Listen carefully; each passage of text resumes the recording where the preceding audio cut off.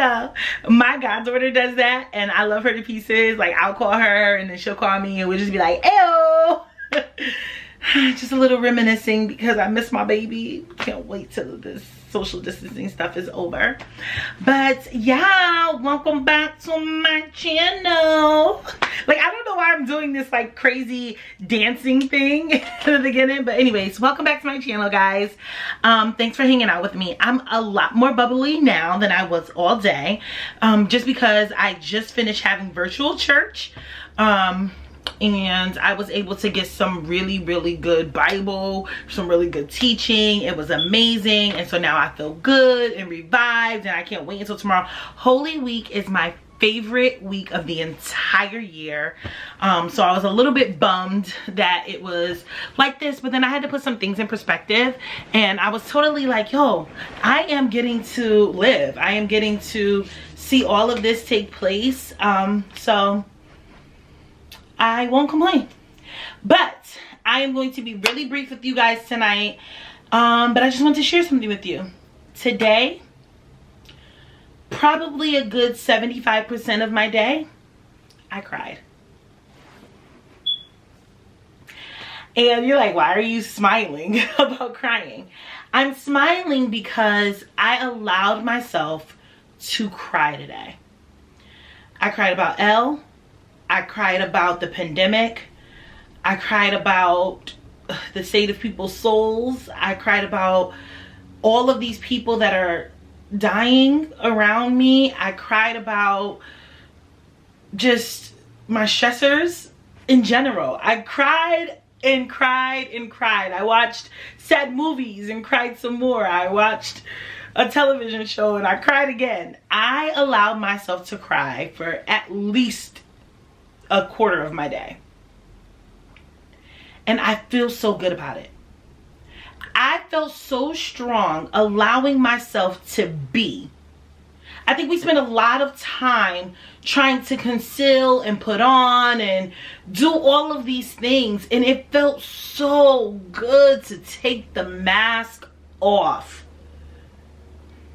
Like, literally, we're masked up, covering ourselves from germs, and figuratively, we are masked, covering ourselves from the world seeing who we really are. The problem is we're suffocating behind this shield. And sometimes we get so good at the facade. We get so good at concealing and not feeling. I feel like I'm in Frozen. That we even start to do that to ourselves in our private time. It felt so good to just allow myself to be in whatever state I was in. And now that I've released and emptied out, I took off the mask and threw it and burnt it, I feel so much freer. I feel so empowered. I actually feel strong. And I just feel like I cannot believe how much of my strength I diminish by saying that being weak for a moment makes me weak all the time.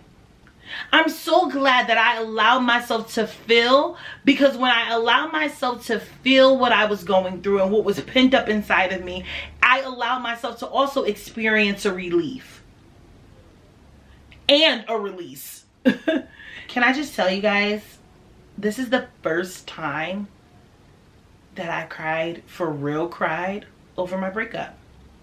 I've been grieving like from a place of denial and saying that I passed denial, like, no. But I was sad today.